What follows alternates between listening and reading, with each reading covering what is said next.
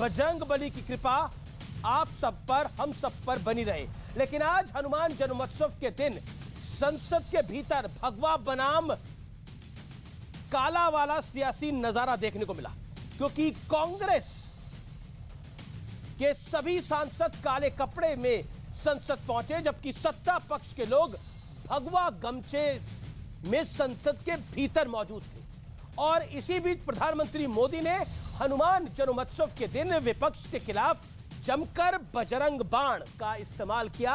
प्रधानमंत्री ने कहा कि जब हनुमान जी को राक्षसों का सामना करना पड़ा था तो वो बेहद कठोर हो गए थे।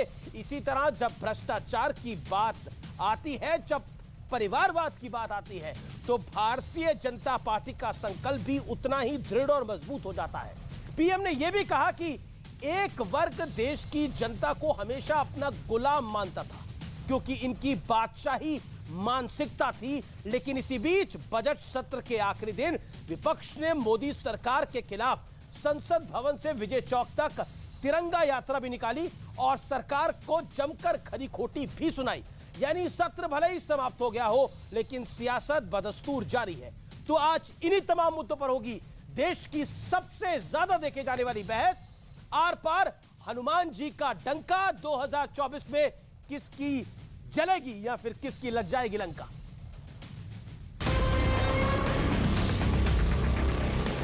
राम काज किने बिनु मोहि कहां विश्राम। जब हनुमान जी को राक्षसों का सामना करना पड़ा तो वो उतने ही कठोर भी हो गए थे। इसी तरह जब भ्रष्टाचार की बात आती है, परिवारवाद की बात आती है,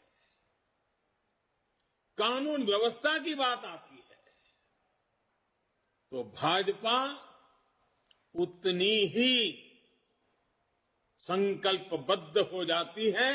बीजेपी के 44वें स्थापना दिवस और हनुमान जन्मोत्सव के मौके पर प्रधानमंत्री नरेंद्र मोदी ने बड़ा संदेश दिया। हनुमान जी सब कुछ कर सकते हैं, सबके लिए करते हैं, लेकिन अपने लिए कुछ नहीं करते। इदम रामाय इदम न मम, यही तो भाजपा की प्रेरणा है। इदम राष्ट्राय इदम न मम। देश में ऐसा वर्ग खूब फला फूला जो सत्ता को अपना जन्मजात हक समझता था। इन लोगों की बादशाही मानसिकता ने देश की जनता को हमेशा अपना गुलाम माना। लेकिन दूसरी तरफ बजट सत्र के आखिरी दिन संसद में अलग ही नजारा दिखा। कांग्रेस नेता काले कपड़े में दिखे और सत्ता पक्ष भगवा गमछे में। कभी भी ऐसे काले कपड़े पहनकर, काली पगड़ियां, काली धोती, काला कुर्ता पहनकर नहीं रोड पर नहीं निकले हम। सरकार के विरोध में विपक्ष ने संसद से विजय चौक तक तिरंगा मार्च भी निकाला। बीजेपी के स्थापना दिवस में इन्होंने पार्लियामेंट की जो आत्मा है खत्म कर दी है।